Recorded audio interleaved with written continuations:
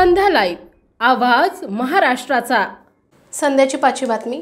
नमस्कार, मी गौरी, आपण पाहत आहात संध्या लाईव्ह। अर्थसंकल्पावरील चर्चेत बोलताना राष्ट्रवादी काँग्रेसचे अकोल्याचे आमदार डॉक्टर किरण लहामटे यांनी शेतकऱ्यांच्या हमीभावासंदर्भात प्रश्न उपस्थित केला आणि दुधाला आणि कांद्याला, सोयाबीनला योग्य हमीभाव मिळाला पाहिजे अशी मागणी विधानसभेत केली आहे। तसेच शासनाच्या विविध कल्याणकारी योजनेसंदर्भात आमचे प्रतिनिधी रोहित दळवी यांनी त्यांची मुलाखत घेतली आहे, पाहूयात। प्रश्न उपस्थित केलाय, एक लक्षवेधी मांडली शेतकऱ्यांच्या संदर्भात जो हमीभाव मिळत नाहीये, याबद्दल काय सांगाल?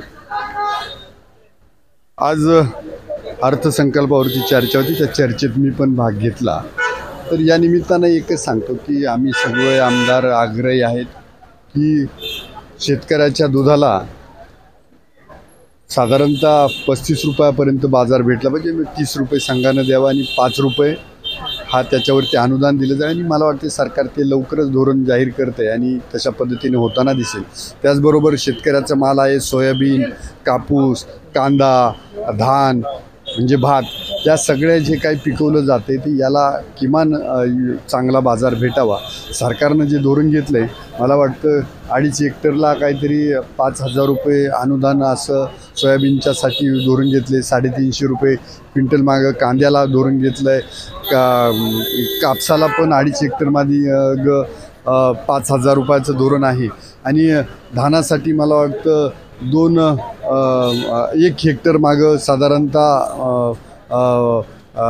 20 लाखापर्यंतचं अनुदान असं धोरण आहे। पण मला वाटतं ह्या सगळ्या याच्यावरती आजही शेतकऱ्यांना परवडेल अशी काही परिस्थिती नाही।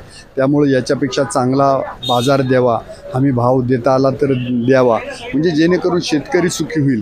कारण तुम्ही जर पाहिलं असेल की महाराष्ट्रामध्ये लोकसभेचं राजकारण जे झालं तर ते हे आरक्षणाचे मुद्दे, जातीपातीचे मुद्दे किंवा ह्या बाजारभावाचे मुद्दे याच्यावरच झालं आणि एक वेगळा फेक नरेटिव्ह तयार करून विरोधकांनी सत्ता हस्तांतरित केली। तर याच्यातून सगळी सावध भूमिका नक्कीच असली पाहिजे आणि सावध भूमिकेपेक्षाही आपण करताना काम सर्वसामान्यापासून तर मोठ्या माणसापर्यंत काम झालं पाहिजे।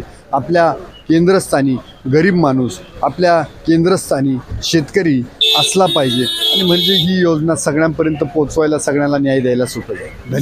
दुसरा असा एक प्रश्न आहे की मुख्यमंत्री लाडकी बहीण योजना अर्थसंकल्पात घोषणा झाली, लोककल्याणकारी बऱ्याच घोषणा झाल्या, तर या मुख्यमंत्री लाडकी बहीण योजना याचा कसा फायदा होईल, तुम्हाला काय वाटतं? मुख्यमंत्री लाडकी बहीण योजना ही खूप महत्त्वाकांक्षी आणि सर्वोपयोगी योजना आहे।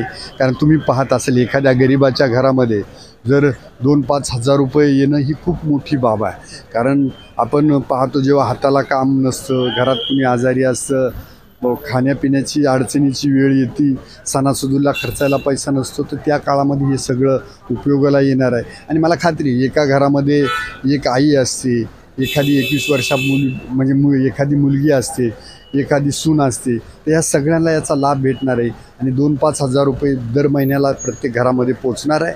आणि ही योजना केंद्रात जे सरकार आहे, जे राज्यात ते सरकार असलं तर ही योजना कायम चालू राहणार आहे आणि लोक सुज्ञ आहेत, त्यामुळं लोक ह्या विधानसभेला महायुतीबरोबर राहतील आणि ह्या नुसती लाडकी बहीण योजनाच नाही तर बाकीच्या सगळ्या युवासाठी योजना आहेत, बचत गटांसाठी योजना आहेत, सगळ्या उद्योगांसाठी योजना आहेत, ह्या योजनेचा सगळेजण लाभ घेतील। धन्यवाद। संध्या लाईव्हसाठी प्रतिनिधी रोहित दळवी, मुंबई। ताज्या आणि महत्त्वपूर्ण बातम्या पाहण्यासाठी आजच आमच्या संध्या लाईव्ह न्यूज चॅनलला YouTubeवर सबस्क्राईब करा आणि बेल आयकॉन प्रेस करा।